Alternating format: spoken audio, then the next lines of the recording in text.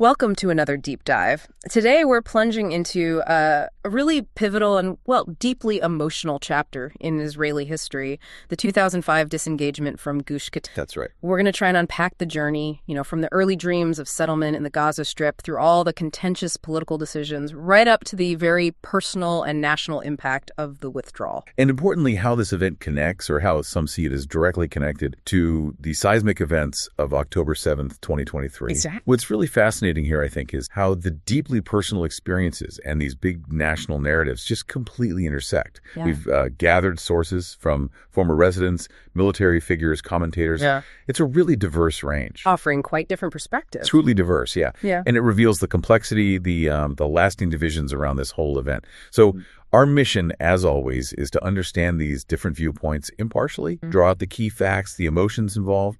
And just to be clear, our goal is always to convey the ideas in the source material we've studied, not to endorse any specific viewpoint ourselves. Precisely. Okay, so let's start at the beginning then. What was Gush Katif? What was life actually like for the people who called it home? Well, the story of Gush Katif, it really kicks off shortly after the Six-Day War in 1967. It was, actively promoted by major figures like Golda Meir, Yitzhak Rabin. Rabin himself? Yes, Rabin himself. The first settlement, Netzah Hazani, established in 1977, and our sources highlight Rabin was actually there for its civilianization ceremony, famously told the settlers they were in a place that would be an inseparable part of the state of Israel. Quite a statement looking back. Wow. And from what we've gathered, it wasn't just like a collection of houses, it was a real community. Oh, absolutely. A truly vibrant community. Residents describe it, beautifully dunes, the sea, a unique community flourished there. They talk about this rare blend of Torah, faith, love of the land, and really advanced agriculture. That sounds quite idyllic in a way.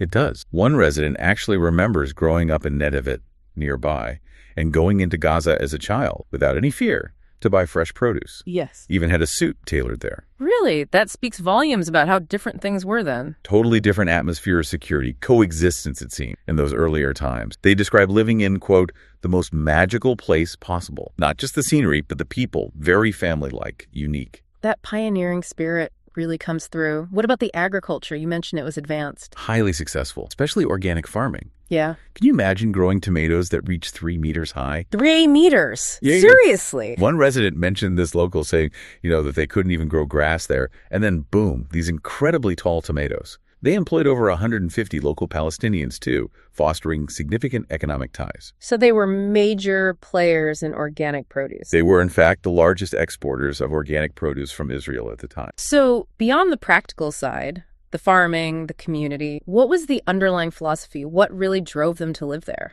Well, there was this profound belief, a really deep conviction that by staying in Gush Katif, they were acting as a kind of protective shield for the entire country. A shield? They felt they were literally saving the whole country. They were convinced that if they weren't there, the attacks, the violence, it would just happen else in the bigger cities. And that feeling grew stronger over time. Especially during the intifadas, the Palestinian uprising. Even as they suffered terrible losses, buried loved ones right there in the sands of Gush Katif, this conviction deepened. They saw their presence as a necessary sacrifice for them. And there was a historical or religious too. Oh, definitely. For them, the land was, quote, inherently ours, the inheritance of the tribe. So the idea of abandoning it was just unthinkable. It wasn't just land, heritage. Which makes the eventual decision to disengage even more complex. Exactly. And our sources mention something interesting. They say they were surprised by the timing and scale of October 7th, but not surprised that an attack happened eventually, because they felt they'd been predicting something like it ever since the disengagement. Right. Okay, so that brings us to this crucial turning point. How did the idea of disengagement even come on, especially given Ariel Sharon's? You mentioned the quote, Netzarim is like Tel Aviv. He sounded like a huge proponent of settlement. He absolutely did. Sharon was a key figure in establishing settlements, no doubt. He made that very statement leading up to the 2003 election. And, many on the right developed these expectations that his election would mean expansion for Gush Katif, not the opposite. So what happened? Our sources point to a dramatic shift. A really dramatic shift. And one prominent theory, which is, let's be clear, highly debated in our material, links this change directly to his legal troubles. Ah, the Greek island affair. That's the one. A well-known financial scandal, alleged bribery, and related allegations involving his son Gilad as well. So the argument from this perspective is that the disengagement plan was essentially a political maneuver, a way to escape those legal problems. That's precisely the claim some of our sources make. They really emphasize the time. Sharon announced his plan to uproot 22 settlements very shortly after the new Attorney General, Meni Mazuz, took office in early February 2004. Before it even went to the government or the Knesset. Exactly, before it was formally presented. And Mazuz had the final decision on Sharon's potential bribery indictment sitting right there on his desk. So those who hold this theory, they argue there's a causal link. They talk about the madness and speed of the plan. And connected to Mazuz closing the case. They connect it directly to Mazuz's subsequent decision to close Sharon's case, arguing it was basically a quid pro quo. They use this really powerful phrase you mentioned earlier. The depth of the investigation is the depth of the uprooting. But it's crucial to say our sources also present a very strong counter-argument theory, right? Oh, absolutely. A very strong rebuttal. People close to Sharon, they deny this vehemently. They call it a complete lie, unfair. They argue it's a distraction.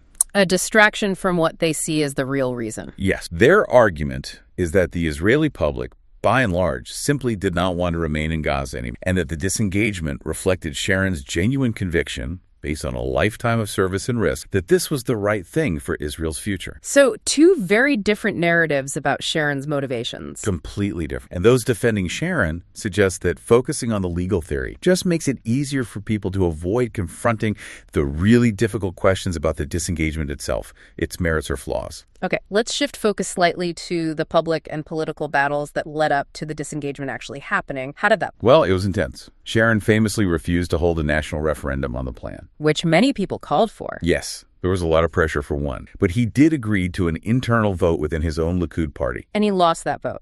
He lost it, yeah. But despite losing the party vote, he decided to push forward with the plan anyway. He made statements about not allowing extremist fringes to dictate the country's path. And this period, leading up to the actual evacuation, was marked by some very painful events. Extremely painful. Our sources really highlight the murder of Tali Hatchwell and her 4 daughters. It happened on the very day of that Likud party vote. Just devastating. They were on their way to campaign against the plan. Yes, they were driving to try and convince Likud members to vote against disengagement when they were ambushed and killed. It became a potent symbol for opponents of the plan. And there were other points of friction, too, like legal decisions. Right. Decisions like preventing the demolition of homes from which attacks had originated. These are highlighted by some sources as particularly painful moments, adding to the sense of grievance among the settlers and their supporters. So the political battle is over. The decision is made. The actual disengagement begins. What was that week like? What was the atmosphere for the residents? Highly charged, as you can imagine. We're talking about thousands of residents being evacuated. People recall their homes just overflowing, filled with supporters, families, sometimes over 100 people packed into one house. Sleeping on mattresses, scheduling showers. Exact. 24 hours a day. Just managing the logistics alongside the incredible emotional turmoil. But amidst all that, there was this really strong emphasis on nonviolence towards the soldiers and police carrying out the evacuation. Nonviolence. Even facing eviction from their homes, their communities.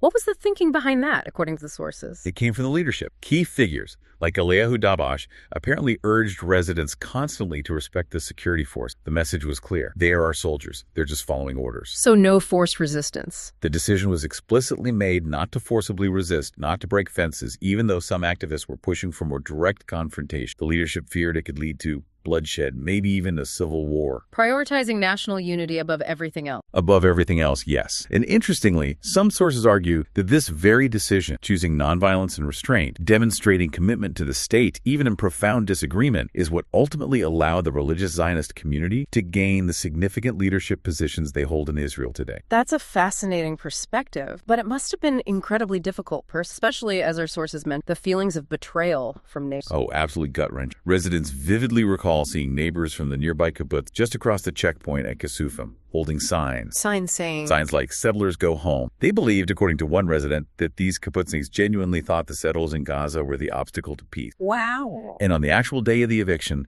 seeing that junction where the protesters usually stood completely empty, one resident describes this feeling of immense pain, thinking they're happy, a deep sense of being misunderstood. Feeling they were acting as a shield for those same communities. Precise. They highlighted the irony. Places like Kibbutz Be'eri and the settlement Kfar Darom were founded in the very same year, 1946. Yet one group was seen as the salt of the earth, the pioneer, and the other as greedy settlers. It felt deeply unfair to them. And what about the media's role in shaping those perceptions? The sources seem quite critical. Heavily critical, yes, from some perspectives we reviewed. They claim the media broadly demonized settlers, painting them as crazy, delusional, essentially an obstacle. The term mind engineering comes up. It does. They argue the media engaged in mind and presenting the disengagement as this inevitable, historical, dramatic move without really giving space to alternative viewpoint, creating an environment where, quote, no other side to the story existed. Some even use incredibly strong language, accusing media figures of having blood on their hands. Yes, that extreme language appeared, accusing them of unduly influencing decision-makers and creating what they call a scandalous press, drawing parallels to how they felt the media behaved during the Oslo Accords process years earlier. And beyond the narratives, the actual images from the disengaged power. Immensely powerful and deeply starring for many. You know, the images of soldiers having to physically remove children from synagogues or people being carried out passively without resisting. Those visuals left indelible marks. And the chant, Jew doesn't expel Jew. That became a really potent symbol of their resistance, echoing through the streets as families were removed from homes, from synagogue, a cry of anguish and disbelief. So let's bring this forward. What does all this mean for Israel today? Our sources draw, well, a very direct line between the disengagement and the attacks of October 7th. How do they connect those two moments? Well, from the perspective of many of the interviewees, the disengagement wasn't just some isolated event in the past. They see it as a catastrophic precursor to October 7th. A precursor how? They argue that Hamas interpreted Israel's withdrawal from Gaza in 2005 as a massive victory. Proof that their strategy, their armed resistance, actually worked. That violence pays off. And they use the evacuated area. Yes, they claim Hamas used the vacated settlement, the infrastructure left behind, as training ground. They saw Israel as having, quote, destroyed its own home with its own hand. This perception, our sources argue, gave Hamas a huge boost. A tailwind, as one source put it. Exactly. And this perceived success, according to these accounts, led directly to what they call a triple jump sequence for Hamas. Okay, what's the triple jump? First, the 2005 disengagement itself and the perceived victory. Second, Hamas's surprising win in the Palestinian legislative elections in 2006. And third, their violent takeover of Gaza from Fatah in 2007. So a chain reaction. A chain reaction, yeah. And then you add the context of the Arab Spring a few years later, till again 2011. All of this, they argue, just reinforced Hamas's belief that they were on the right path. Even Fatah's military wing apparently tried to claim credit for Israel's withdrawal back in 2005. So how do the people who were actually disengaged, the former residents, view October 7th specifically? For them, tragically, they see October 7th as the direct fulfillment of the warnings they were issuing back in 2005. Warnings that were ignored. Warnings they feel were completely ignored. They claim, they predict explicitly that if Gush Katif was abandoned, the violence wouldn't stop, it would just move. It would spread elsewhere to the Gaza envelope communities first, maybe eventually Tel Aviv's or Jerusalem. That they were the human shield. Exactly. Yeah. That they were the buffer for those kibbutzim and towns right outside Gaza. They lament that nobody listened, and they point to the recent conflict, arguing that the religious Zionist community, which was at the heart of the settlement movement, has paid a disproportionately high price. A massively disproportionate price. They cite figures suggesting nearly 50% of the military casualties in the recent fighting came from this community, even though they're only about 10% of the population. They feel their lives, those soldiers' lives, could have been saved if the warnings had been heeded back then. There's a really striking phrase that comes up in the material, always guilt. What does that refer to? It refers to this deep underlying sense of grievance that some express. The feeling that no matter what they do, no matter their contributions, their sacrifices, the high casualty rates, the religious Zionist community, and often residents of the periphery more broadly, are perpetually blamed. Blamed and demonized. Yes, demonized by certain segments of Israeli society and the media, labeled enemies of peace, obstacles, or even, as some sources quote, using that incredibly offensive term, Death Eaters. Which they find deeply insulting. Understandably, yes, given their patriotism, their military service, and they argue that someone like Sinwar, the Hamas leader, understood this internal Israeli dynamic perfectly. He knew, they claim, that no matter what atrocities Hamas committed, he wouldn't be the one called a Death Eater. Exactly. Shamefully, they say, that label gets pinned on religious Zionism and people in the periphery, not on the actual perpetrators of violence. It's a very bitter sentiment. This brings up the question of regret, though. What about those who actually carried out the disengagement? We have the perspective of General Gershon Hacohen, who commanded the operation. Does he express regret? It's complex. Hacohen acknowledges it was a horrible event.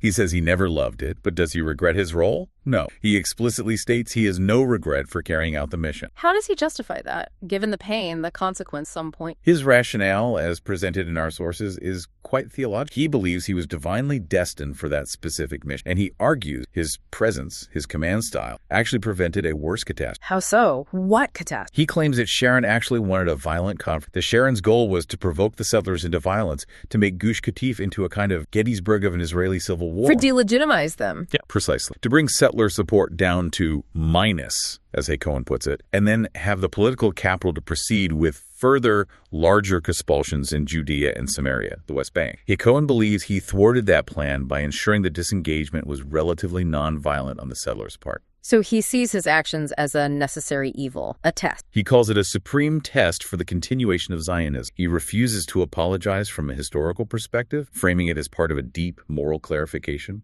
a historical necessity. He does, however, draw a distinction between historical justification and personal apology. He says he's willing to offer personal apologies to any individual who suffered because of the actions taken under his command. But the historical necessity, That's a heavy perspective. And speaking of these larger frameworks, some sources use a biblical analogy. King Saul, how does that fit in? It's a really potent analogy used by some to interpret the whole situation. They suggest that Sharon's actions and what they describe as an evil spirit influencing him and other older leaders at the time represented a kind of declining Saul-like monarchy. A leadership clinging to power. Yes, clinging to power and seeking to prolong its existence by sacrificing what they see as the vital core, the heart of settlement. They argue the disengagement was like King Saul throwing a spear, not at David, but directly into the heart of settlement, specifically targeting the religious Zionist movement. So according to this analogy in our sources, what does this mean for Israel's future leadership? What's the implication? Well, it paints the situation as a struggle, doesn't it? Between an older, perhaps decaying order, the Saul archetype, and the need for a new vision, a David-like leadership. Characterized by what? Characterized by